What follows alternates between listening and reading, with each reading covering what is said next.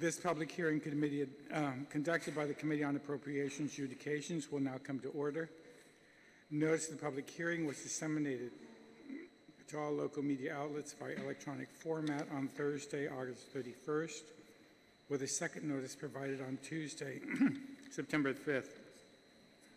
Notice of the hearing was also made known on the Guam Legislature's website. On today's agenda, we have two items. Bill number 89-34, introduced by Senator James S. Baldone, an act to add a new section 2112 to Chapter 2 of Title 2 of Guam Code annotated relative to appropriations from a revolving or special fund.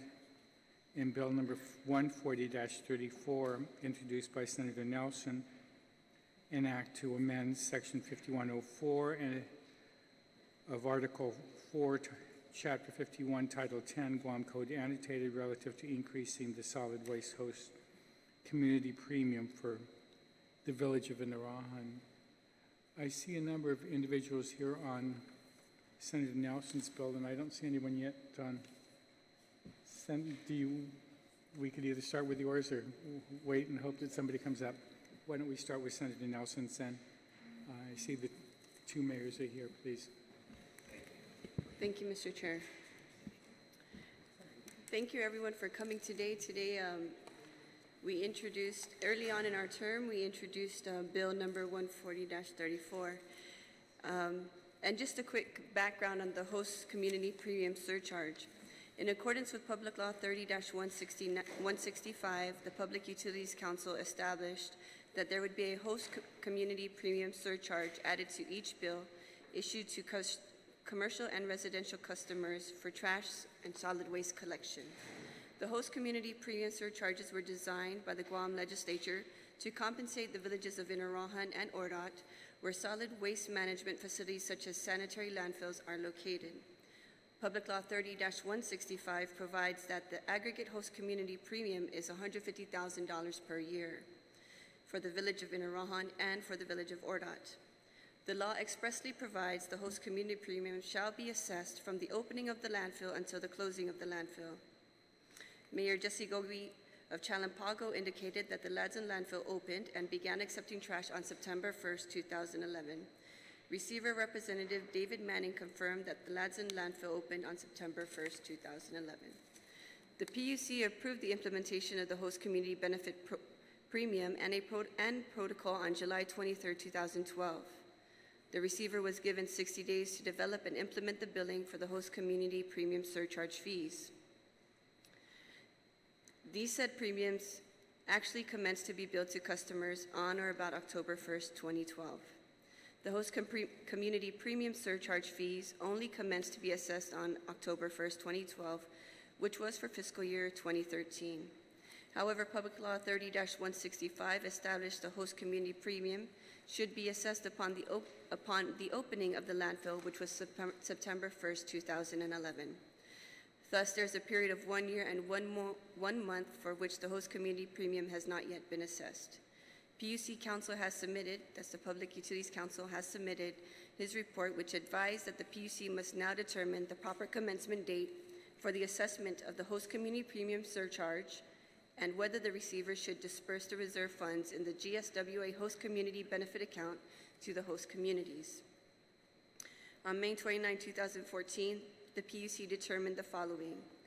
Public Law 30-165 requires the assessment of the host community premium commencing on the opening of the landfill.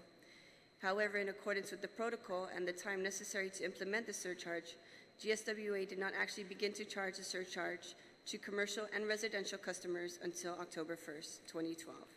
Thus, for a period of 1 year and 1 month, September 1st, 2011 to September 30, 2012, the PUC did not assess the host community premium surcharge or charge it to its customers in compliance with the intent of Public Law 30-165. The PUC must now do so.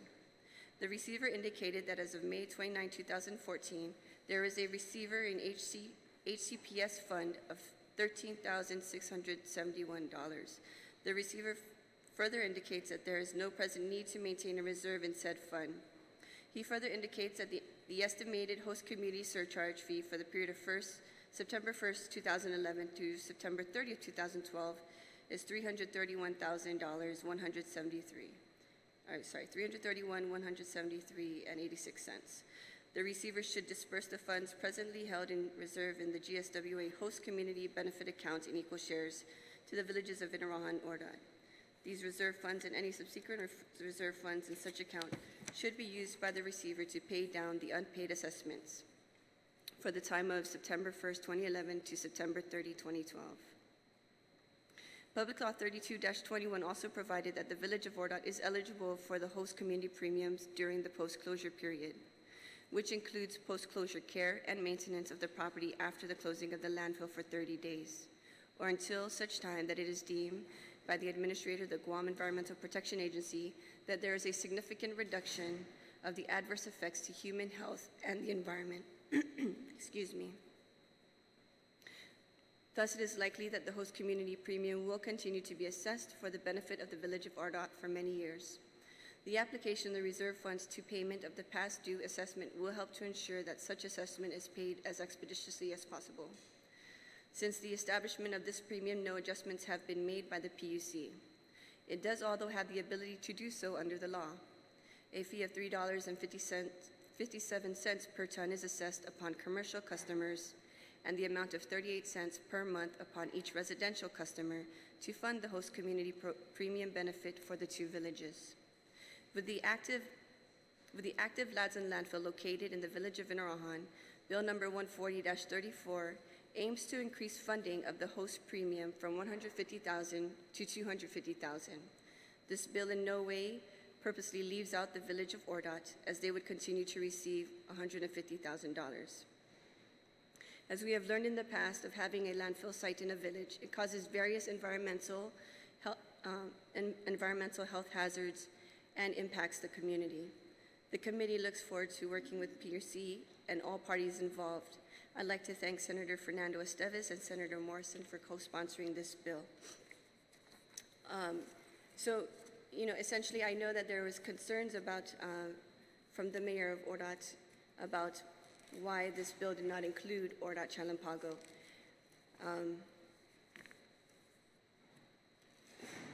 We were more focused on supporting the village of Inarahan because that is where the landfill currently is, and that is where the landfill is being used now. We are anticipating a third cell to be opened. There has been a huge community impact, not just to Inarahan, but also to surrounding villages. And of course, lifestyle changes had to have been made within the village of Inarahan. And so I'd like to thank the chair for hearing this bill, and I'd like to thank all of you for being here to give testimony on this bill. Thank you, Mr. Chair. Thank you very much, Senator Nelson. Signed up to testify Mayor Lujan from Inarahan. Please come up. Former mayor and current Inarahan Municipal Planning Council member Jesse Perez. Mayor Gogui. Andrew Gale from the GSWA board, and Mr. Fred Harecki from the PUC.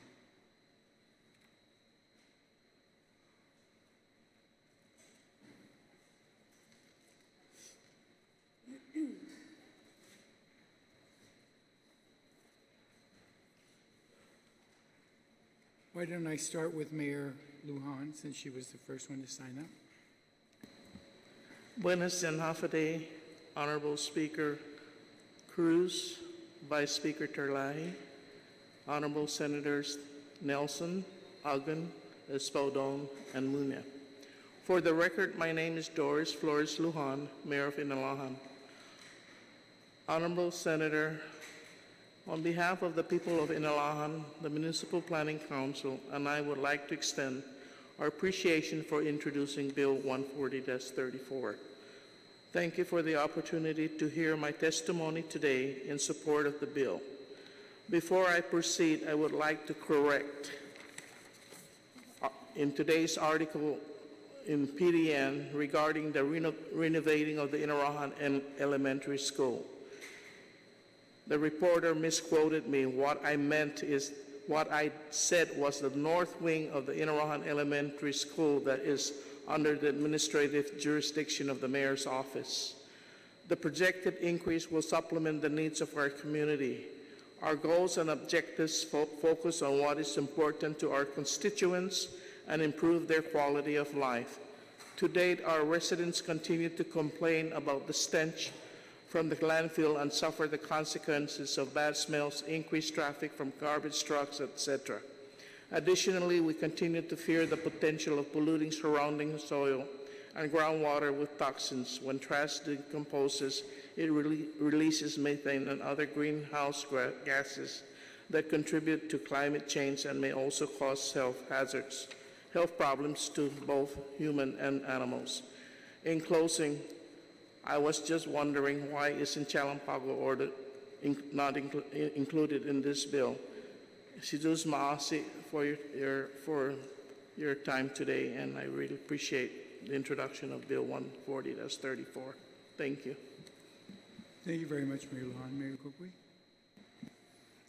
Hafaday, Speaker and Senators, I thank you for this opportunity to speak on behalf of, or on this bill relative to increasing the host community premium benefit for the village of Inarahan. I'm Mayor Gugui. I represent my constituency of Order Chalampago, and obviously, you know, aside from some of the senators who were part of the legislature, the 30th Guam legislature when this bill got introduced, I've been a component of this idea of a host community premium, and its enactment and passage and enactment into law, and ultimately the collection and the disbursement of these funds to the point where at one point in time initially the monies were being dispersed to Department of Administration, the general fund, and because we were having real struggles accessing the funds that were being collected from ratepayers of the Guam Solid Waste Authority. We eventually had another bill authored where the funds were authorized to be directly deposited into accounts controlled by the Mayor's Office of Inalahan and, of course, Order Chalampago. Now, I don't know why Order Chalampago was included, but from the onset of this bill, it was always that this premium was intended to offset the impacts of a landfill, and more importantly, something that couldn't even be considered a landfill in Order, but a dump that triggered all of this activity that we've seen since back in 1989 when U.S. EPA notified the government of Guam that the dump needed to be closed because it was contaminating our island. And then in 2009, when a receiver was assigned by district court to take over the operations of the solid waste division under Department of Public Works at the time, to close the ordered dump, forcing our hand into spending monies probably, one would contend, was probably more than what the government should have spent. And that after all was said and done in 2011, when the ordered dump gates were finally closed and no more trash was being accepted in the ordered dump, we suffered through 67 years of collecting this island's waste. I mean, and it wasn't just waste, controlled waste like we do now in the Ladson landfill, but it was anything and everything anybody wanted to dump on this island. There's tires in there, there's generators in there, there's transformers in there, to the point where that dump site now sits almost 200 feet above the road of Darrow that fronts the ordered dump, when at one time it actually sat 200 feet below the road of ordered, Darrow Road that fronts the ordered dump. And that nobody should argue, and nobody can argue, the fact that from 1989 to 2011, when the dump was ultimately closed, the people of Order Chalampago suffered immensely. You know, some of you may have been still in high school when you recall the fires that were raging through the ordered dump. and that residents in that surrounding area had to be evacuated. Now, obviously, you know, when there's an opportunity for funds to be allocated to any agency, we're going to try to advocate, you know, our fair share. And that's what I'm here for. And so one has to take a look at, well, I mean, just is collecting the money enough? So what I provided is a handout, you know, basically to show what we've been working on since even before the adoption of this host community premium. And that the reason for this host community premium was trying to find, while I was the mayor of Ward of Chalampago, a new funding source to actually, you know, work on some capital improvements that were long awaited by the residents of Ward of Chalampago. Even through the tough times when the dump still existed in Ordet, nobody wanted to build there, nobody wanted to live there.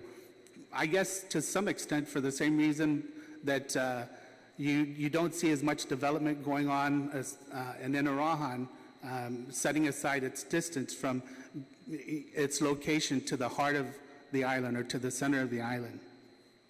Now, what we've been doing with this money is we've actually been setting it aside, and early on our Municipal Planning Council basically said, if we can find a new funding source, our goal is to build a multi-purpose center. You know, that can function primarily as a gymnasium and a facility that can host cultural and other performing art events. And then, given the fact that we were able to get implemented this host community premium at $150,000 a year, we figured, you know, with a multi-purpose center in Ward of Chalampago, we should actually relocate the mayor's office to where all of our facilities will be located. Currently, it sits in front of Agata Johnston Middle School, and the remaining facilities under our office sits over in Chalampago where the baseball field is at. We have a community center there, and ultimately where the multi-purpose center will be, and hopefully where our new mayor's office will be. And so if you take a look at slide 3 of the handout, that gives you a map of the intended location of where it's going to be located. We're looking at a 30,000 square foot multi-purpose center, along with about a 2,400 square foot mayor's office, which is basically equivalent to what we have here. Now, the multi-purpose center is primarily to function as a gymnasium that can host a multitude of sporting activities, really focused at Olympic level and other competitive sporting activities. In fact, we have implemented in our design, if we can pull this off, and if we can maintain the funding to support these goals of ours, you know, a squash court, which is going to be an Olympic level sport in the 2020 Olympics. We should also have enough space where boxing and cycling, you know, even though it'll be stationary bikes, you know, but those who are involved in conditioning for these Olympic level sports can actually come to our facility and practice, you know, their craft in order to have competitive Olympic level competitive athletes throughout our island.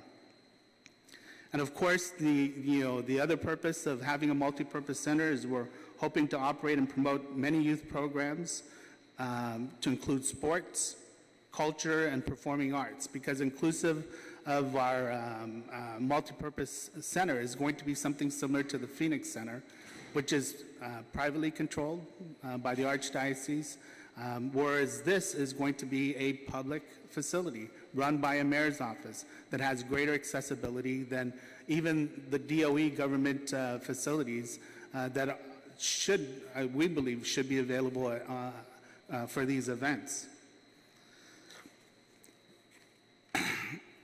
Now, the reason why we call it a multi-purpose center is our goal is to actually utilize this or market this as or leverage this as also an emergency shelter. As we all know, during times of declared emergencies, where do we send our residents who need shelter, who live in homes that can't withstand, you know, the winds, the gale force winds that we see during typhoons? We send them to school gymnasiums. Okay, and then what makes matters worse is that if a storm occurs during the time the school is in session, if there are people that remain in these facilities, oftentimes the schools can't open. So this would be a means for this island to actually take, residents that are in these gymnasiums, because it's obvious that a 30,000 square foot facility can't handle all people that seek shelter during declared emergencies. But as people trickle back into their homes, and those who can move back into their homes, those that remain can have a place that we can, that's centrally located, and nobody can argue how central Ort Chalampagu is, and occupy the area as an emergency shelter, a post-emergency shelter. It'll be a concrete structure. It has space for a shelter management office, a registration area. A shelter will include smaller spaces for family and children areas. Of course, along with the gym, there's always a concessionary stand, so there'll be a snack area incorporated into this design. Obviously, because it's a gymnasium, there'll be restroom and shower facilities, and we're actually incorporating even a limited laundry facility in the structure itself. On slide 7, you'll see a general layout, and I apologize for the quality of the slide. You can't all necessarily read the details of the way that the center is laid out, but it has all of what we would need to, in a facility, in the event that we need an emergency shelter for this island. We actually have an architect that's done all this work for us, pro bono, and lives in the village, and his name is Tato Martinez, and I'm grateful for his volunteering to support us in this effort, saving on the cost to build these facilities. I apologize.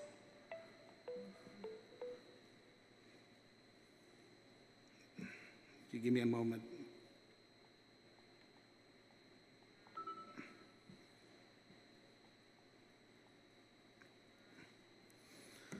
So slide 8 and slide 9 obviously gives you kind of a graphical, pictorial rendition of what we hope the center will look like.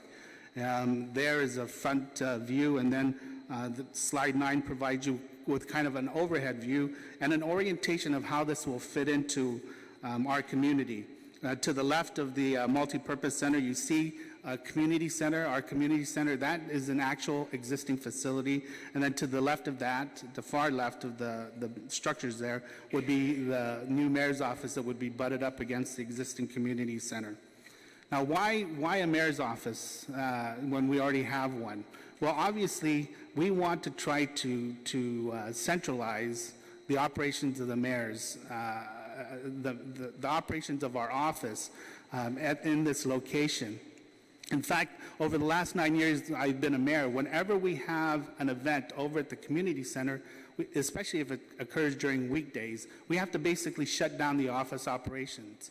Some of you may know that there's a mayor for most villages, there's an administrative assistant, a municipal clerk that manages the office, and 5 maintenance people for a total of 8 people to run a village. And so when we host an event like our Easter event, where we've had well over 500 children, hunting eggs during Easter, it's near impossible not to have everybody there on my staff and other volunteers to run that event, and then at the same time keep the office open. The design of the facility can also serve as an alternate emergency operations center. We're looking at incorporating, not only is it centrally located, but we're ensuring that it's internet capable in all of the offices, that there's a backup generator and solar power associated with this facility, as well as water storage. And so on slide 11, you'll see our architect's design rendition of what we believe or what we hope this mayor's office will look like. To the right of that building is the existing community center. And then, of course, the floor plan, which you can read a lot better than the gym design, because it's not as large, on just a basic, needs of and what would be expected out of the mayor's office. Now, ultimately, if we're able to pull this off, this would become the Chalampago Ordinate Mayor's Complex, and that's what it will serve as. We'll be able to operate and function cohesively and collectively out of this complex. The mayor's office, like I said, not only function on a day-to-day basis as an office, but it can, and during times of declared emergency, potentially be a backup emergency assistance center and possibly an alternate emergency operations center because of our close proximity to Guam Homeland Security and Civil Defense. The community center is obviously well equipped and designed to be a feeding and food preparation area. When not used to feed people, it can be used for health services as well as a distribution center. The multipurpose center, as I mentioned, is, it has the ability to handle all of the shelter requirements during declared emergencies. And one component that sets this apart from, I would envision, most other opportunities to develop this kind of complex is the fact that our baseball field can actually be utilized as a vertical delivery and extraction site. In other words, a helicopter can land on that baseball field. That our baseball field is as large, if not a little larger, than the Paseo Stadium. The advantage we have is we have no obstructions, stadium seating surrounding the baseball field that allow helicopter to come in and deliver goods, if necessary, to extract people in the event that an emergency is called and requires a helicopter extraction. And once again, I put up the map. You can see that the area that we're looking at is roughly 38,969 square meters. It is located in Chalampago. It's where our existing community center is at on our baseball field.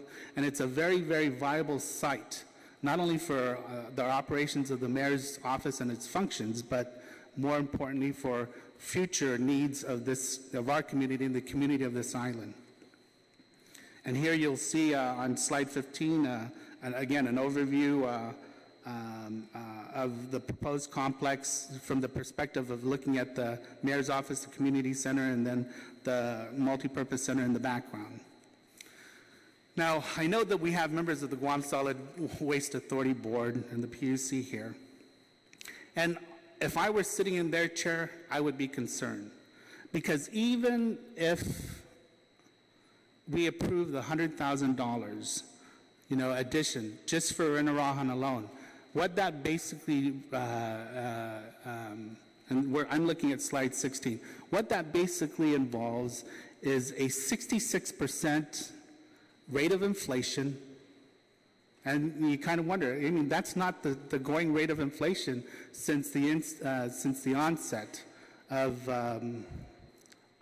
since the adoption of this host community premium. In fact, I believe rate of inflation is probably about 3%, maybe 5% at the most. But one of the things that this host community premium was intended to do is to provide our communities with funds to improve, not only improve the community, but to focus on having new funding available for capital development, capital improvements.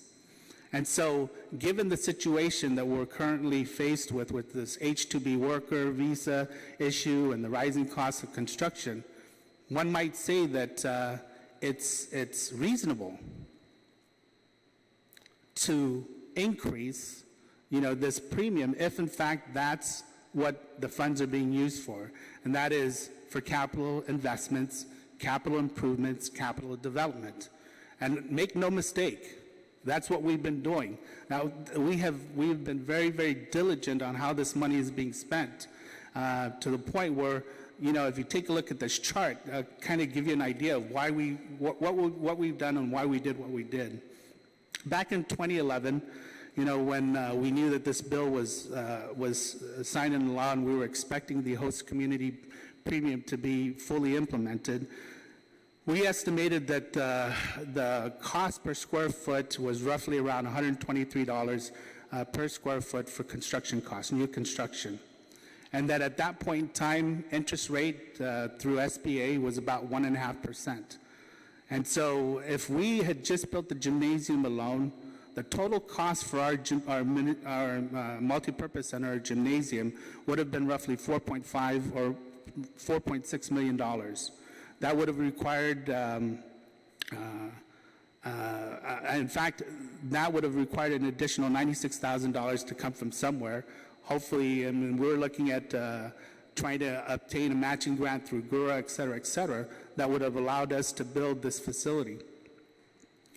But given the challenges we've faced over the years in trying to run these facilities over where the baseball field is located, you know, my municipal planning council immediately said, you know, Mayor, if we're going to do this, we really should think about, you know, constructing a mayor's office at the same site and simultaneously. So that would have been another 2,400 square foot, roughly, you know, we estimated roughly about $4.2 million. Now, if we leveraged that loan in its entirety, that would have basically cost us, you know, at 100%, 30-year loan at 1.5%, a total of $5.2 million. Now, obviously, things have changed. Construction costs have risen, and in fact, interest rates have risen. I met with the SBA last month, about a month ago, maybe a little over a month ago, and today, you know, if we were to go in and try to apply for municipal financing through SBA, which they can make available, they're saying that the minimum rate they can offer is about 3.5%. So you can go down to the chart, take a look at 3.5%. And assuming construction cost does not change, and we're roughly about $130 a square foot, and we can get this H-2B worker visa resolved, it would still bring us up to about $5.9 million for a mayor's office and a multi-purpose center. And right now, even with the $150,000 we get annually, you know, over 30 years, we're looking at a total of $4.5 million. You know, if the rate were to be increased to $250,000, then given that for us, at least, Order Chalampago, we have a 25-year remaining period on this law that authorizes us to take advantage of this premium, it would actually total to an amount of about $7 million. We've already received 5 years, so then from the next 25 years at $250,000, the total appropriations of this host community premium would be roughly about $7 million. And so, provided that the rate of inflation does not change, I mean, the cost of construction does not change, we could actually build this thing and have some monies to boot. But if we were, you know, I'm an engineer, I know most of you know that. You know, obviously as an engineer, I'm always concerned about maintenance. You know, we build things, but we're not good at maintaining it. So, you know, typically when I build something, I would factor in 80% of the cost would be set aside, or 20% of the cost would be set aside for maintenance. So whatever I build that thing for, you know, over typically about 25 years, I need to have about 20% of that cost set aside for just annual maintenance or, you know, emergency maintenance. So if I were to factor it in at 3.5%, and setting aside 20% for maintenance, there would be a $282,000 annual funds that we would need in order to build the structure and maintain the structure. But obviously, that may not even be possible because, you know, we're still taking a look at, if we don't resolve this H-2B worker, according to the Realtors Association, construction costs can be doubled. In other words, you pay $129 today, it's going to be roughly $250, almost $260. Or we paid $129 a year ago, it's going to be almost double that today or in the years to come.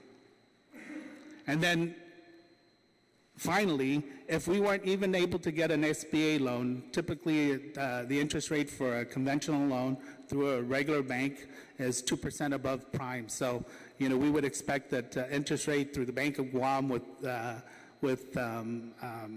a conventional loan would be roughly 5%. And as you can see, at 5% interest rate at 4.2, assuming the construction cost is still at $130 a square foot, it would cost us to build the facility at $8.1 million. Just the two facilities, you know, a mayor's office and a multi-purpose center. And more importantly, what we've done since the onset of this, we've set aside, we still have about 88% of what we've collected over the last 5 years set aside for this project. We wanted to show not only the legislature, but anybody we were going to go and try to reach out to borrow money or to leverage a matching grant from, that we're serious about this. And in fact, we have roughly about $700,000. Even if we went via conventional loan, on our next increment or next two increments, we could have enough to even put down a 20% payment on a conventional loan that typically a homeowner would be required to do if they went out and borrowed to build a home. And that's how serious my municipal planning council has been in moving forward with this project. And so ask yourselves, is that unreasonable? Does that mean that, that because the landfill is still active in Arahan, and we have a dump that has been contaminating our island for the last 67 years, and more than anything, for at least 21 years, almost 22 years, when U.S. EPA said close the darn dump. Does that make it any less viable to consider Ortiz-Chalampago as being exempt from a rate of inflation increase? I'd like to think that, as intelligent as this group of people are, that this has always been a twin village bill, and that it should remain a twin village bill. So whatever Arahan gets, based on a rate of inflation or whatever we call it, you know, there should be a compensatory increase towards Ortiz-Chalampago. And the reason why it concerns me is because not only am I worried about the construction costs for two structures, I mean, these costs, there are other costs that we haven't even touched. You know, we're trying to get a surveyor to do a topographical survey because there's going to be some movement of earth that's going to need to be done. We still have to pay for an EIS assessment that's beyond our capability, unless, of course, Public Works, the Guam EPA is willing to do it for us. A site preparation and additional parking. That's not factored into the construction costs of these two facilities. And then, of course, the ancillary equipment, the gymnasium equipment, you know, any items associated with an emergency, you know, leveraging the site as an emergency shelter, which would include generators, solar power, or solar panels, and even a water storage tank. And so I say to you is think about what I've provided with you and whether or not it's something that's worth the investment. And if it's worth the investment, and you can see from what we've submitted to this legislature or to the senators, at least the senators that have requested this information, you know, how we've been managing our funds and what we've been using our funds for from the host community premium, there should be no question in anyone's mind that we've been serious about these two particular projects in our village. And so on slide 18, I just wanted to kind of, it's just more for me than anybody else. Good governance requires prioritization. And I believe that over the last 9 years that I've been the mayor of Ortiz-Chalampago, I've tried to do that. Because if I had my druthers, you know, you can see what we spend money on. I just wanted to highlight a few things. Every year from our annual operations, I set aside $30,000 from a $41,000 budget for street maintenance just to harden my gravel roads, taking recycled milling material that I purchased from Hawaiian Rock and then renting their equipment to lay it and to pack it and to harden the gravel roads, which has made a humongous difference in my community. Every year we have to rent equipment to reach areas along our roadways that we can't cut. You know, the cliff lines and the steep ravines in our village by renting a boom mower, which requires, which we set aside about 10 grand a year. And that's on top of renting a boom truck to put my people in so that they can take the chainsaws and cut areas and cut trees that GPA doesn't touch because it doesn't impact their power lines. Now, we can talk about some of the other new funding sources we've seen over the last 9 years, more in particular the Limited Gaming Fund. Now, on the average, we've been getting about $30,000 a year. On the first year we received that money, $28,000 had to go to replace stolen cop water from our stadium. And that's a repetitive problem for all 19 districts. So even the Limited Gaming Fund is a challenge to actually make a dent into the projects that are needed, the just regular maintenance, the renovations, the refurbishment of our facilities, because it is constantly used. And to some extent, most of you know, it's constantly abused. On the host community premium funds, we have spent about $100,000. $70,000 were facility repairs, renovation, some equipment purchases like bush cutters and trailers. We bought a trailer and other things. And then I even spent, because of my the cries from my constituency, I took $30,000 to increase, my available monies for road hardening projects. So in 1 year, I actually spent a total of $60,000 to harden some of my gravel roads. And this doesn't even touch upon Orta Chalampago's and my constituents' desire to see a senior citizen center in Orta Chalampago. We're the 6th largest district population-wise, and we don't have a community center. I mean, a senior citizen center. We are the 6th largest district by population, and we don't have a center for our Manamco. The Manamco from Orta go up to Sinhanya, and the Manamco from Chalampago go to Manila. So, on slide 19, when we talk about just the regular annual appropriations, especially utilizing the limited gaming funds, you'll see there a breakdown of our facilities, our existing facilities, and some of the repairs and the estimated cost for those repairs. We're looking at about $200,000 plus, and just refurbishing and renovating some of the things that truly need to be repaired. And at $30,000 a year from the limited gaming fund, which will probably be even less in 2018. Think about it. If it's $20,000, it's going to take 10 years to fix these things, provided there's no rate of inflation. And the items that are broken doesn't get any worse, because you're going to use them until it can't be used anymore. And that's just the way we as mayors have to do business in our community. If you patch it as best you can so that people have access to. And to give you an idea of just why road hardening projects are near and dear to my heart, the last slide, page 20, gives you some of the roads that were once graveled that took us, or that required us, especially during rainy season, to come in and fill with gravel almost every other month. How they look now. And we haven't touched these roads since they've been hardened. And most of these roads that you see in this picture are at least 3 years old. And they look just as good in these pictures, or today, as they do in these pictures when they were taken. So as you consider this bill, I'd like for the senators to consider, and whether it's $100,000, that this has always been a twin village or twin district or whatever you want to call it, twin municipality bill. That the rate of inflation affects Inarajan and Orta Chalampago in the same way. And probably even more so for Orta Chalampago, because once again, we have the 6th largest population out of 19 districts.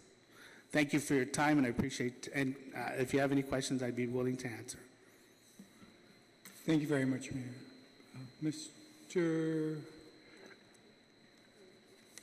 Mr. Horecki? Good afternoon. Thank you, Speaker Cruz, Vice Speaker Terlahi, Senators, sponsor Talena Nelson. My name is Frederick Horecki. I'm the legal counsel and of the PUC and also the administrative law judge for Guam Solid Waste Matters. The Commission has not taken any formal stance on this, but I have had the opportunity to discuss it with the chairman, and I think I can relate to you how the Commission would view this. Initially, you could say, well, the community host benefit program, and it imposes a rate. There's a rate impact on the ratepayers. And of course, ordinarily, it's the PUC that determines charges and rates. But actually, the community host benefit program is somewhat different. Its main purpose is to compensate communities that have been damaged by solid waste facilities by providing the host community benefit. And this is not something that's unique to Guam. Back in 2012, when the PUC was initially implementing the program, we did look into how these matters are handled in the mainland and what legislatures normally do. We think this concept is fairly common. Legislatures do assess that certain communities have an extraordinary impact because of facilities like a dump, for example, and that there should be kind of some form of compensation to benefit them for having to put up with having those facilities in their villages. So I think we see nothing unusual about the Guam legislature doing that. We don't see this particularly as a usurpation of PUC authority. Since 2012, the PUC did diligently implement the host community program. We've worked extensively with Mayors Gogui and Lujan to make sure that they receive the benefits from the tipping fees. Quarterly, we receive a report from the receiver, GBB, to make sure that those funds are going to the host communities. So in that respect, I think it's not whether we approve or don't approve of it, but we will do whatever the legislature decides is proper. If the legislature believes that the community benefit for the village of Inarajan should be increased, we will take the necessary administrative steps to make sure that it's implemented. And I don't think we have an issue with that. We do have to note, however, with any increase, there's an impact on the ratepayers. So that's something you might want to consider there. I haven't been able to ascertain exactly how much that's going to be here, but I think presently, Mr. Gale may have better figures than I do. I'm thinking that there's maybe $4 a month. You have the three, yeah. So it's roughly $4. Yeah. So total impact about $4 for the ratepayers. Well, that's per ton. Yeah. So it's more than that. Well, so that's something you need to look at. You know, exactly what is the impact. I think relatively speaking, we didn't feel it was excessive or out of bounds with regard to the original community host premium. But that's something that the amount here, you should determine whether there's any undue impact. I have a feeling that overall, in terms of the bill that the ratepayers pay, that it's not going to be that much of an additional amount, but that's certainly an issue that needs to be examined. With these host community premiums, there always has to be a relation between the amount and the damage to the community. And we haven't seen that in the legislation before. That is, normally before you would award a premium, you determine what does each village suffer because of these facilities. And stateside legislation would often put an impact kind of statement on what is the exact damage.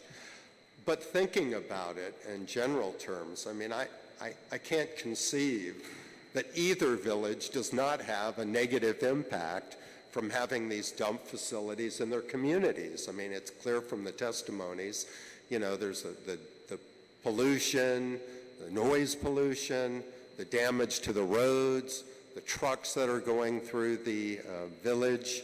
So there's definitely an impact, and it seemed to us that the amounts of this host community premium are not so large that they impose an unreasonable impact on the ratepayers.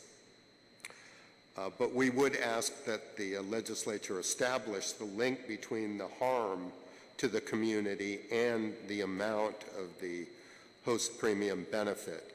As to how it's apportioned, whether you give an increase to one village or two, I don't think that's a matter for PUC to address. We would leave that to the sound discretion of the community and to the legislature. But overall, I believe we're comfortable with the concept of the host community benefit. We think it's been beneficial, and we will do whatever the legislature decides is appropriate here to implement it. Thank you. Thank you, Mr. Reck. Mr. Gale, please. Thank you. Good afternoon, Speaker Cruz. Good afternoon, Senators. My name is Andrew Gale, and I'm here today representing the Guam Solid Waste Authority Board. This bill was brought to our attention by the Speaker's office, and yesterday we actually had a regularly scheduled board meeting, and so it was discussed in our board meeting. And I brought this to the attention of the receiver. Again, similar to the PUC, the GSWA board isn't taking a position one way or other on the pros and cons of the bill itself. What I'm here to explain, what would the impact be of implementing the bill. And so this essentially, Mayor Gobi was correct. As it's written today, there's a $300,000 total assessment for this host community premium surcharge, and that $300,000 is divided, $150,000 for each village. Now, I am not 100% privy on familiar with how the receiver came up with the per ton and the rate per residential subscriber, but the way it is today, there's about 17,500 residential subscribers, and they get charged 38 cents additional on top of their normal rate is $30, and that handles all the operations of the Solid Waste Authority, and then there's another 38 cents that is tacked on top of that, and it's a separate line item, so on all of your bills, you'll see this 38 cents host community surcharge. For the commercial, and that ends up being about a 1.3% bump. Surcharge, tax, whatever you want to call it. It's a 1.3% of their rate is added on as part of the surcharge. For the commercial customers of the Solid Waste Authority, which make up the majority of the revenue from the Solid Waste Authority, there's a tipping fee of about $172 per ton. On top of that, there's a rate of $3.57 that is added per ton to the bills for these commercial haulers. That ends up being about a 2.1% tax. So if the bill as written increases the surcharge amount from $300,000 total to $400,000 total, that's a 33% increase. Mayor Gogi is right. If you made it $100,000 each, then it's $500,000 total, then it's a 66% increase. What would happen is the surcharges would just increase to cover that specific amount. If the bill is written today, back of the envelope, again, it's not a one for one. There's more commercial revenue than there is residential revenue. So again, I'm not exactly sure how, and it's a per ton versus a per customer. So there's a difference there, but just back of the envelope, you can see it would go from about $3.57 to about, it would go from 2.1% to 2.8%, essentially, is 1/3 difference, and two-thirds difference, you know, 2.1% to 3.5% is what the impact would be. For the residential customers, it would go from about 38 cents a month to about 51 cents, back of the envelope roughly. And if you did a $100,000 increase for the village of Ordot, it would go to probably around, you know, 64 cents per customer per month. And so that's what would be the impact. The way it was constructed, it again is totally transparent to the ratepayers of the GSWA, and we would and I talked to the receiver about this, and he mentioned the same thing. It would just be the rates would have to be increased to reflect this amount. Was what his assertion was, and as you know, he is there currently the management of the GSWA as we're still in receivership. We wouldn't be. That's currently is scheduled for transition by the end of the year, beginning of next year. So the GSWA board is in process of working with the transition. But this would be implemented if it came into law in 2017 by the receiver, and that's how he indicated to me how they would implement it. Would be by raising the surcharge that's on each of the bills. Thank you very much, Mr. Gale. Do you have any questions, anyone? I just have something to say at the end. Go ahead. There's no questions. We'll have your closing. Oh, you do? Okay, go ahead. Because she wants to close. Oh, thank you, Mr. Chairman. Mr. Gill, in anticipation of the transition from the receiver to the Solid Waste Authority, do you anticipate an increase in the tipping fees? That's been mentioned before in the past, and so I want to understand really what you understand. It has. There's a current legislation that's in front of this body that hopefully will be considered for passage in the next session that will help us with the transition. And it deals with several things. Among one of the things that it does is it ratifies the current rates that have been adopted by the court, not the PUC, but by the court. They're implemented by the court. It ratifies them and then instructs the Solid Waste Authority board to conduct a rate study, an up-to-date rate study based on the operational costs of the authority at that time. So one of the things that as a board that we're very interested in is studying after receivership ends, after we go through the process of transition, what is the impact on the operational costs of the agency? Do costs go up? Do costs go down? If we transition employees from contract employees to government employees, what's the impact? As the receivers leaves and is no longer being utilized, what are those operational costs? If we're not paying the receiver's fee anymore, but now we've got our own general manager, like we just recently hired a general manager to be on board. So that this legislation mandates that we do a rate study, and we set the rates appropriately, and that's what will happen. At this particular point in time, I don't have enough information based on just what I've mentioned, whether the rates will go up or go down. Now there is the question that comes in regarding debt service. And that is a big question. I know the speaker has a big question of that. There is the bond that was taken to pay for the opening of the Ladson landfill and the subsequent closure of the Ordot dump is being paid for by Section 30 funds. And there's a bond indenture that indicates how that's supposed to be paid back. Currently, the receiver when he went into court a few years ago and appealed to the judge saying, I've got these other expenses, and so we can't reimburse the government of Guam for those Section 30 funds. So depending on how that happens, again, it's my responsibility on the GSWA. I'm just concerned about meeting the regulatory requirements and the fiduciary requirement, of the authority. If other expenses were to come into play that would have to come out of the operational the operational revenue, the revenues of the authority, then we wouldn't have any choice but to increase rates. But like I said, I don't know enough at this particular time as to what those operational costs will be post-receivership. And that's one of the things that we will be, and it's mandated actually by the legislation, is that we have to review that. And then, and I think the other thing that's mandated is the PUC has to do an audit.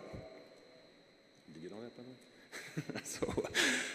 So that to ensure that our cost structure going forward and our rates are in place, that will ensure that we're able to maintain a municipal solid waste system and not ever get into this situation again where a federal agency sues the government of Guam and we're forced to spend money to do something that we should have done in the first place. And I appreciate that answer, but going forward, I'm sure you're well aware that the existing cells down in Ladzon are probably going to have new cells need to be opened up. Yep. And in your knowledge, how many cells are required? I remember the plan from way back. I'm just not sure it's still relevant anymore. The design is for 11 cells. There's 2 cells that are built right now. The current projections is that the next cells would be required in the year 2021. Right. And it goes up and down based on seasonal fluctuations, but roughly 2020, 2021, which means the construction would have to start 2019. But you're not talking about doing all 11 cells at the same time, are you? Oh no. We just it would be one or two cells. 2 cells at a time. Exactly. And there is the plan as set forth, the financial plan that's set forth by the receiver, has reserves that are established, which is some of the justification that he's using for withholding those payments that he was making. He's establishing a reserve, and his reserve is paying for the future future cells, equipment reserves, and also there's the issue of the paying for the maintaining the cap of the ORDOT dump.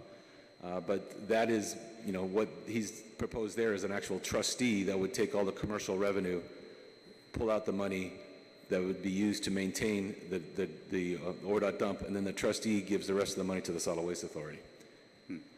Okay. I'll ask further questions after my colleagues ask more. Thank you.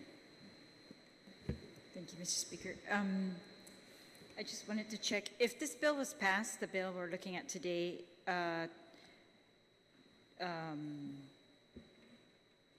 who would raise the fees? Is it GSWA or is it the receiver? Well, you're saying you're predicting this receiver would. Well, right today the GSWA is in receivership, so it's the agency itself is just being run by the receiver, being supervised by the court. So the increase would be implemented by the receiver on behalf of the agency because. Right. Would it be just through his recommendation to the court that be done, or are you saying this would supersede the court's order? And yeah, I don't think he if it was passed into law, he just indicated he would raise the rates. He did not indicate to me that he'd go into court and say no, or okay. I don't know. He didn't. So I was just curious, is the PUC, do you foresee the PUC being involved between now and December if this bill passed?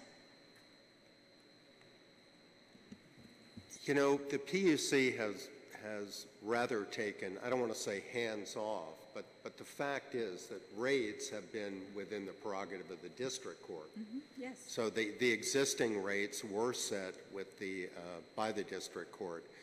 There was a petition for a rate increase, not actually for an increase, but by the receiver back in 2011 or so, basically indicating that the present rates were not sufficient to pay the bond off that Mr. Gale referred to. But the fact is the receiver wasn't even asking for a rate increase. He was just saying that to pay off that bond, the rates would have to be increased, and we asked the receiver, are you asking the PUC to raise the rates? He said no. So the PUC did not... yeah, I know. So the PUC has not acted on rates, right? No, I mean, aside from do you things, for antici- example, the host community benefit program we have acted on, we monitor that, but as far as setting rates, no. Right. So- At that time, I advised everyone in the government, when Mr. Manning told the PUC that the existing rates were not sufficient, I said, well, someone has to request the PUC to raise rates. We're not going to do it on our own unless somebody brings a petition, and his petition was just kind of advisory. Oh, yeah, I understand. I just wanted to know whether, because you're here today, whether PUC has a role in this, if this bill is passed between now and December. Perhaps after December, if you guys petition for a rate increase, of course PUC will be involved, right? Is that Well, what you're for this particular premium surcharge, the role of the PUC would be making sure that the agency accounted for it just properly. monitoring Just yes, like any yes. other surcharge. Like, I'm in the telecommunications industry. There are surcharges that were implemented by the legislature that is under that the PUC just ensures is implemented. So that role would not change, receivership or not, as I understand. That's right. Yes, we still monitor the community benefit program. Is We there a receive cost? the reports. Is there a cost to that monitoring? For this, like, is it that can be allocated just to this program? You mean the PUC? Yes. Normally we charge the regulated entities with fees that are incurred by the PUC, but frankly, we've charged very little, if anything, to Solid Waste Authority. Solid Waste does pay an administrative fee to the PUC, but I think the last year we forwent that because there wasn't much activity. But probably, by the way, beginning this fiscal year, the PUC will start charging the Solid Waste Authority administrative fees each year because we're anticipating a lot more work with solid waste when the receivership ends. Yes. Mr. Gill, what is the percentage fee increase that, I think we discussed this at another hearing, if you have to pay for the bond out of the fees?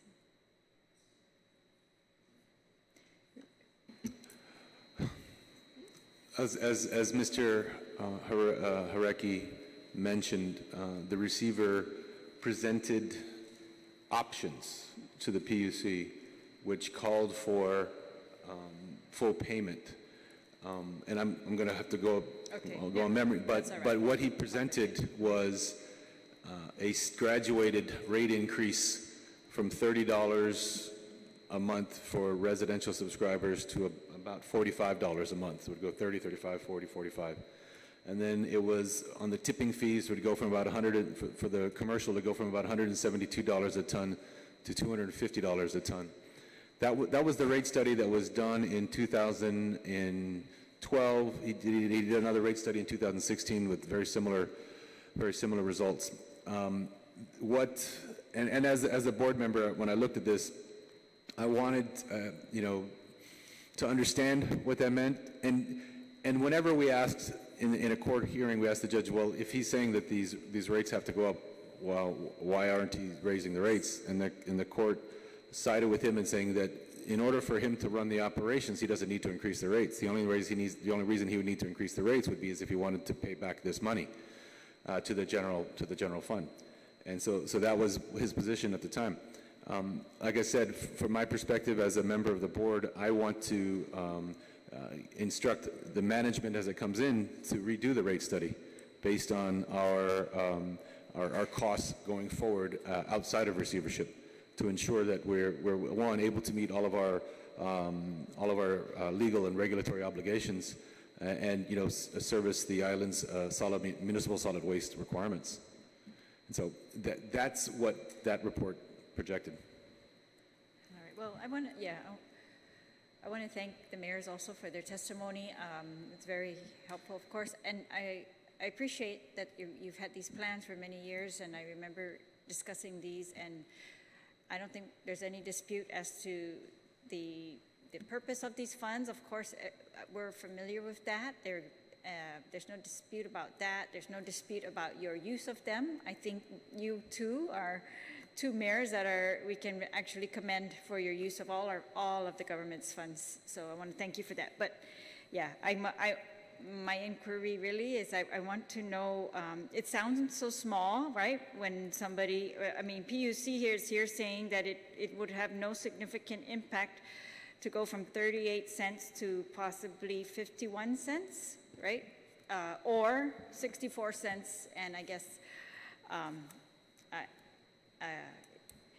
you know, I'm just a layperson, so I want to know what the consumer's response to that is. But for me, it sounds reasonable, but I don't know how PUC would determine whether that was reasonable or insignificant or anything like that. But I feel like if we keep saying 64 cents is insignificant to the ratepayers, I think they would object, but I'm guessing, so I'd like to know more. Yes, thank you. Thank you, Mr. Speaker.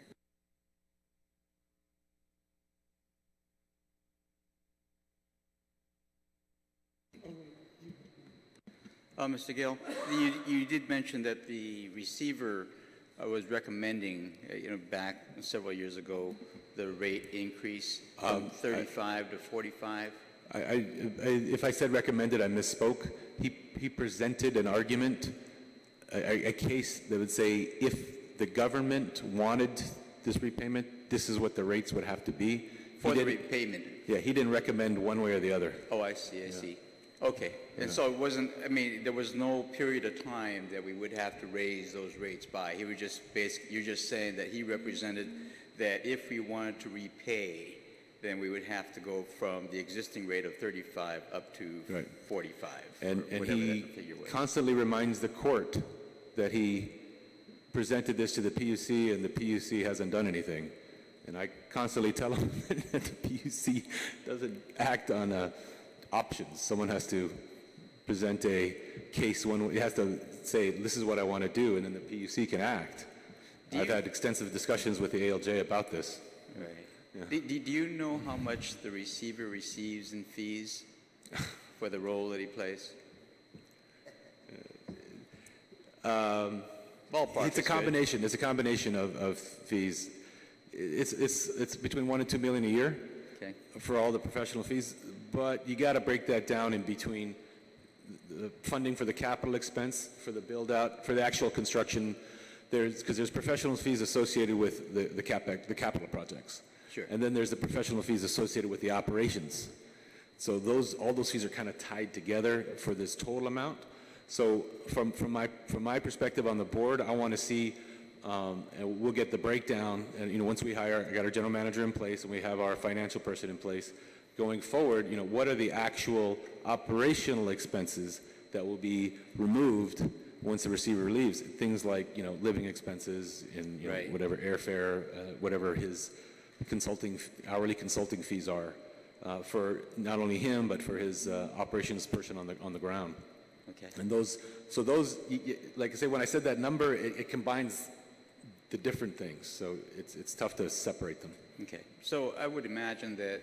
I guess in my own head, based upon your explanation right now, we could conceivably say that there would probably be maybe an extra $200,000 that the Solid Waste Authority could see come back without having to pay the receiver. Once you ferret out everything else. Is that a fair statement? I really couldn't say, because again, there will be other expenses that would be added in that the receiver isn't paying today. Like, for instance, the agency, as an autonomous agency, doesn't have its own financial management system. It's been using the financial management system from the Department of Administration, so we'd want to, as an autonomous agency, we'd want to have our own financial management system. Wouldn't need to be a very large one, where it's only $17 million in revenue. But there's those items, and then there's the impact of what is going to be the impact of the employees that are going to be there? What is the cost going to be of the trustee that's going to, oversee the ODOT cap, and then there are the maintenance there. So there are other costs that are going in, which is why we wanted to do a full rate study. But if you're asking them the $200,000 specifically as it would impact this legislation, whatever this legislation does, it would be, and I would, if I were on the member of the board, I would recommend the same thing. You would add it as keep it as a surcharge. So as those are, because those are legislative, this one would be legislatively mandated. It's completely transparent to the ratepayer, and as it goes up, the rate will go up. If it goes down, then the rate will go down, and it's not an operational expense. The rate study that you talk about, how long do you think that would take to start and finish? I think, well, we're mandated to complete the whole thing, including ratification, within 6 months of the transfer of receivership, as part of the bill that it's in for, actually, it's up for probably for the next session. I think it's going to be reported out of committee. So I'm sorry, I don't know all the mechanics of the legislature, but that's what I've been informed, that it's we had our public hearing and it's in committee, and I think it'll be reported out. And then I think we're mandated to, within 6 months of transition out of receivership, we have to do the rate study and go through the process of ratifying rates. Yeah. Which is something, just to tell you, as a member of the board, I'm very interested in doing. This is something that we want to do, which is why we recommended putting it in the bill. Again, and I fully respect all that you're doing, Mr. Gill, and everybody else on this trash issue going forward. I mean, it's been a problem in the past. Receivers set us at a certain place, and now we got to even take it further. Now that the contracts have been awarded, or at least some contracts have been awarded for the build-out up north, for the military build-up up north, has there been discussion amongst the board about what kind of trash that would generate and where that trash would go? No, we haven't talked about that specifically. We've really been concentrating on the transition issues. You know, how we can transition. We're kind of getting into those last few steps to make sure we've got all of our ducks in a row. We do get monthly updates on what's going on operationally as far as the amount of tonnage from various customers in various locations, and we're seeing you see ups and you see downs. Right. And then that would, as I explained to Senator Nelson, that would impact when you do the cells. You know, so more trash goes in, more cells go in. You need the cells. You have to come in sooner. But there's also monitoring, making sure that the operator of the landfill is properly compacting so there's the right density, so we're not, it's not too loose. We got to get it the right density so that we're fully utilizing the capability of each cell. Okay. Yeah. And Mr. Recchi, you did say that once the transition is made from the receiver to the authority, we can anticipate a lot more work when the receivership ends. Mr. Gale did mention a couple things in terms of what we need, everything from getting their information technology going to perhaps the hiring. Are there any major things that we need to be aware of that we can anticipate in terms of the work that needs to be done? And I ask this question because that would reflect, I would imagine, ultimately the rate study and the possibility of a rate increase, coming forward. Yes. So is there anything on the table right now that you're aware of that needs to be done, or that we can anticipate that needs to be done, that might actually create perhaps more costs that we would have to raise the rates? Yes, definitely, Senator. Even the audit, a management audit, when the PUC is ordered to do that, I think you all understand the PUC is a very small entity with 1.5 employees and otherwise just consultants. So to do a management audit, we're basically, what we've done in the past, we've done this with GPA, GWA before. The PUC will have to go out, find a consultant to do this, and the consultant will look into things such as the level of employees in the entity, is it appropriately staffed or not? And these management studies are very expensive. I mean, I can tell you, they could easily run in the range of $500,000, perhaps more. So even that audit is going to be an expensive undertaking. Then, of course, for the rate study, that is equally as complex an undertaking. The PUC, of course, has consultants that always advise it on rate matters when GPA or GWA seeks to increase rates.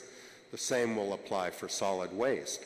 And likely, too, we will have to go out to hire a consultant that has expertise in solid waste matters. With each agency or each utility that we regulate, whether it's telecom, as Mr. Gale knows, we go out and we have to hire a subject matter consultant in that area. So we'll have to hire a consultant, and consultants at that level charge expensive fees, but we will certainly need that to assist us with rate issues. And that will involve a rate case before the utility, where solid waste will file its rate case, and then the commission will have to have its consultant assess it, and then likely I myself will conduct proceedings on the rate case and actually hold a formal adjudicative proceeding, which also results in more fees and expense for the utility. So I think simply to answer your question, yes, there will be considerable more rates. Normally, with the utilities now, our administrative costs, the PUC is supported, no general funds involved. It's all by billing the utility. So roughly, our administrative budget is run about $450,000, $500,000 a year, but that's divided up among the utilities. In the past, the normal charge has been about $90,000 per utility, so that's another expense. I think we did charge that to solid waste back in maybe 2012-13, but for the past few years, we've kind of waived the administrative charge against them because, you know, we didn't have a lot of activity. But that's another cost. Mr. Rickey, I'm sorry to interrupt, but the management audit and the rate study that you mentioned, are those one-time costs, or are those going to be recurring costs over time that would require a rate increase? Well, you know, that depends. I have to look at the law. With GPA, actually, the law says that we're supposed to do a management audit or study every time a rate increase is requested. So it can be recurring, but we've sometimes tried to reduce the cost by having our consultant just do an update, for example, of the audit. But it would be more than just a one-time cost because, of course, any rate case that comes up, you know, the same process has to go through. So but would those costs spur a rate increase?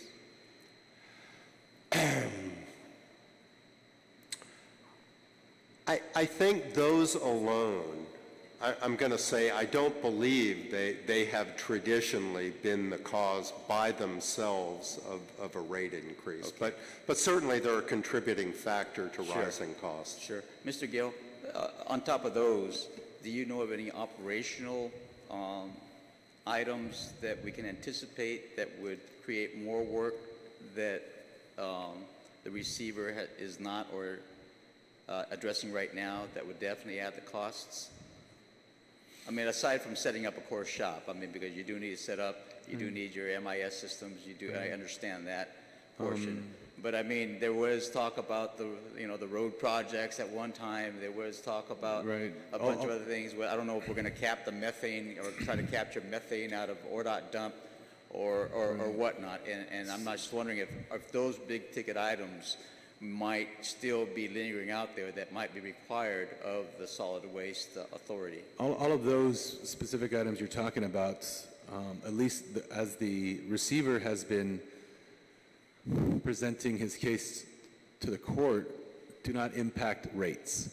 They impact the reserve, they impact monetary requirements, but he has maintained to this day that those don't impact what the agency needs to operate.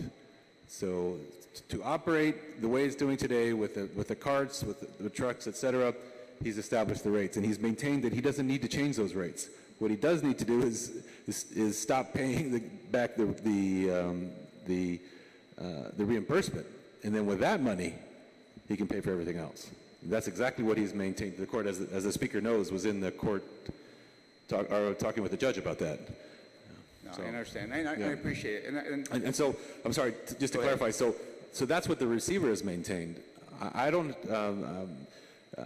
I'd like to investigate that more fully, and that's one of the reasons, as a member of the board, I was so interested in doing a rate study and a management audit. Because we've only been, using now the receiver is an expert in this, and this is what they do. But there are different ways to do certain things. So that's what the intent is: a third party, impartial audit to validate and to help us decide which way to go forward. Okay, I appreciate that. And I've been going down this line of questioning because when we start talking about this bill specifically and what the mayors really would like to do with the money availability, and even though we might just be talking about the surcharge increasing from 38 cents to 64 cents, in essence doubling, a little bit less than double of what we're charging in surcharges. In the end, if we see a bigger increase coming down the road for rates and whatnot, then we might have some real objections from the public in general. And I think everybody here would like to see how we can support this bill and the intentions that the mayors have put forth of how they can use their money in their villages. But in the bigger picture, it's the overall impact of not just the surcharge, but the potential increase in rates that are coming down the road and how it would affect the majority of consumers out there. And I appreciate the information. Madam Mayor, Mr. Mayor, thank you so much. Thank you, Mr. Chair. Thank you, Senator. Senator Allison, you may close. Thank you, Mr. Chair. I'd like to thank all of you today for coming and giving your testimony. I want to be clear that the village of Ora Chalampago was not intentionally left out. It was the way I interpreted the law that this was where the fee would go because of the closure. I would like to redress that and see what we can do to amend it so that it could be a twin allocation, as you said, Mayor Gogui, that these are twin villages. And I want to remind my colleagues that to not digress, this is specifically for the community host premium, which is what the ratepayer will pay.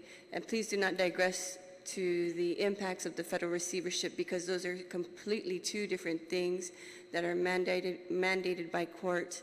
And so I'd like to consider that when we start to really address the needs of the villages and the impact that the dump has done to these villages and to the people and the community involved. So thank you very much, Mayor and Mayor for coming by, Mr. Arecki and Mr. Gale for your testimony. Thank you. Thank you, Mr. Chair. With that, we will consider this bill heard and thank all. Oh, did you wish to testify, Senator? Come on. Why don't we excuse this and then I didn't realize you were going to testify. I'm sorry. Anybody else wish to testify on Bill 140?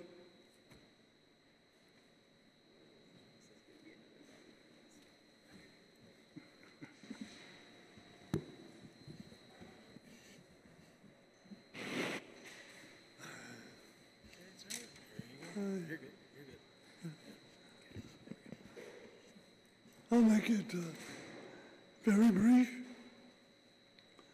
Mr. Speaker. You know that my name is Ted Nelson.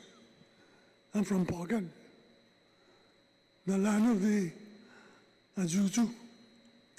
I believe that Mr. Gao should have consulted Ricky before coming up here.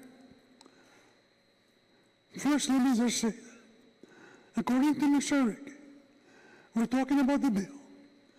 We're talking about a lousy $250 for ordered $250 for Inirohan. That's all we're talking about.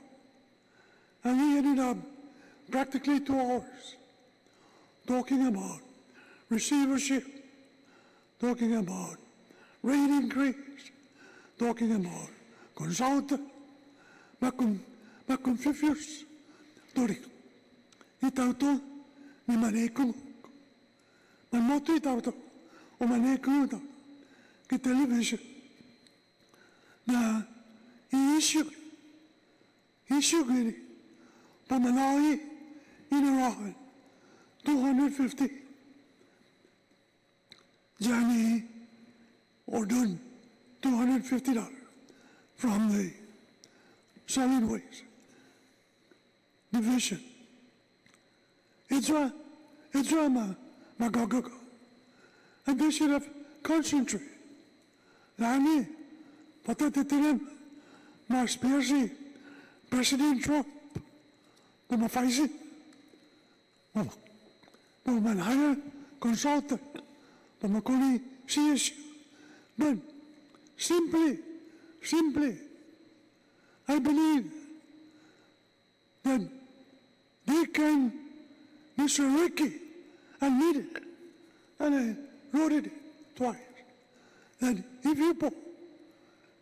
you folks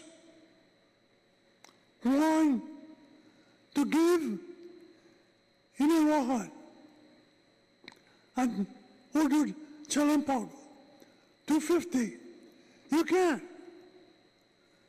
That was his statement. Nothing else. Nothing else from Mr. Gale. Mr. Gale did contradict that, or there was no condition. But yet, they went around the bush and began so. Ni makastidika, ifamagonta.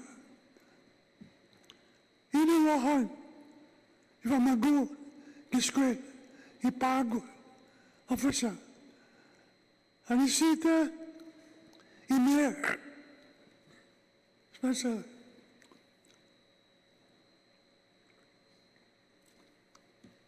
Anisita, imer. Additional support by Manomko, by Manobe. Di honge, natisina, talai, the mayor of Inaran, and the mayor of Ordo Chalampago. Kopli, by Famago, by Manomko, by Fanala, by Masmaule. Mas maulig niya muna kuni nakare. Maconfifuse issue the receivers. Ipleboniembe i commission the receivership. Sottadona resolve ikotti. But the issue before us, that the Esau's thing, but the law from a goon, in Malamko, 250 per minalignia, sa pago na ora, gaigi si Victor Men, Victor Drainer, gaigi Inarohan Junior, gaigi Malayna, gaigi order. These people are suffering. And they managed to go. But they stop all good for about 2 years. And they got down. Few kimaso, few also. As went in at Sino, poco mentosa, contaminated, in order, done. No. Por favor, Senador, disregard mga matindi ito siya ilinya si Mr. Gale and Mr. Rick about Hafasana complication Pufanolo by commission by raid increase in that for $250. Pusangani, Guam, prodigy ratepayers. Na pabinat sa ulo, i collection give $50 a month. This is nonsense, guys. Tiningu kaduku este pemausa pemasangani hamzo disunidor. Na para sina kwa rating. This has nothing to do with the rating. This has something to do para eminable. If I'm a god. No ime. No me spia. Of a melicita. If I'm a god. Por fambola. Que escoela. E malonco. Que sinisis. Piazzalampogo. Ordo. No I. Ni 250. So me spia. E tautonia. Afana para. Otro banda. Hadisha are making millions and millions, but that's the solid way. It's a million and million, probably $1 billion industry. Bula mandiri ko ni dom, ni datas spia, eti man ma sasapi, eti say ito tota. Ni man suffer with SD in order dumb. SD dumb is a in a law and I dispenser, Mr. Speaker, for speaking like this. But they're trying to confuse the issue as to our objective today in Iran, historic village. In Iran, thousands and thousands Kalisoka, Matua, a gift park, a swimming pool, Todise, Israel. You're all good. There many done by my 12th wonder of the world. But our mayor in Orland needs the money. Minna, but for one, Mandinai, este no distrito, por increase $150 more. By me now, if I'm a gold, in a mobile, in my namco, by square, todos without onia, I tipe sia, I tipe officina, nia, by my now, without a Guam, by me now, if I'm a gold, I have to keep on repeating. Nobody, Mr. Gill, Ricky, Taza, never mentioned. Often, the man shall suffer, say Tauto, Taza, Edzai, in receivership, a consultancy, rate increase. She got members, Panta. Rate increase, Mr. Speaker, will be addressed at a later issue. So I beg you, before I lose my gas, por favor, no hay in Iran 250. No hay order down. Do